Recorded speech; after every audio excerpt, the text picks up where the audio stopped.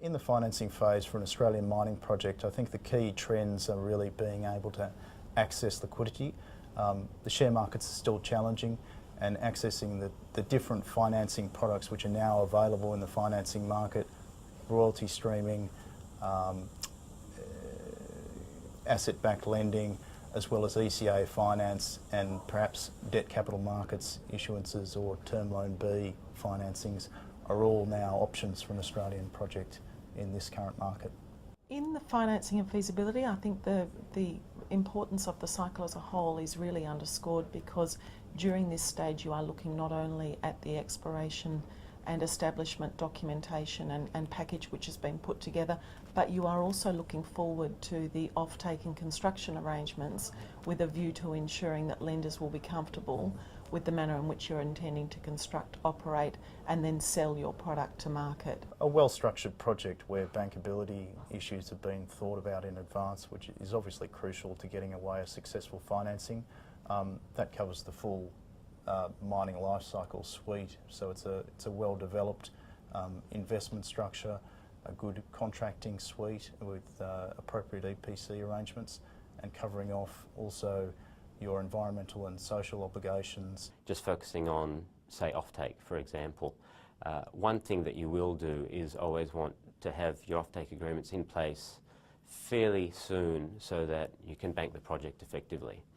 That has its own risks because you're effectively writing your books before you go ahead with the project. We have seen an increasing trend for clients to be very careful about when those contracts bite, and there's a tension there. You need the contracts to be in place so that you can actually bank the project, but by the same token, if you're too certain about when everything kicks in under the contract or the conditions precedent for the sales contracts, you can find that running up against the opening of the mine and whatever the sovereign risk is for the mine opening, or your own construction delays or project blowouts, which put their own pressure on when the mine starts and when offtake will actually flow.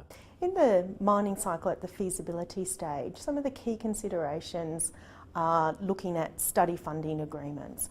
The study funding agreements actually fund the feasibility studies and are a significant cost to the mining companies. So I tend to negotiate study funding agreements and advise on access options in terms of rail and port. One of the trends that we're seeing is that because of economic conditions, the owners of the infrastructure are pushing the costs of feasibility studies onto the miners.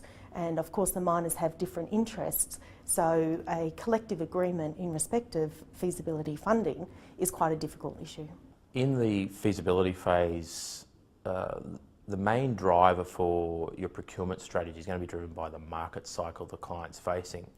So we've just come off the back of a phase where there's been a lot of contractor capacity constraints and a drive by clients to have more control over resource deployment.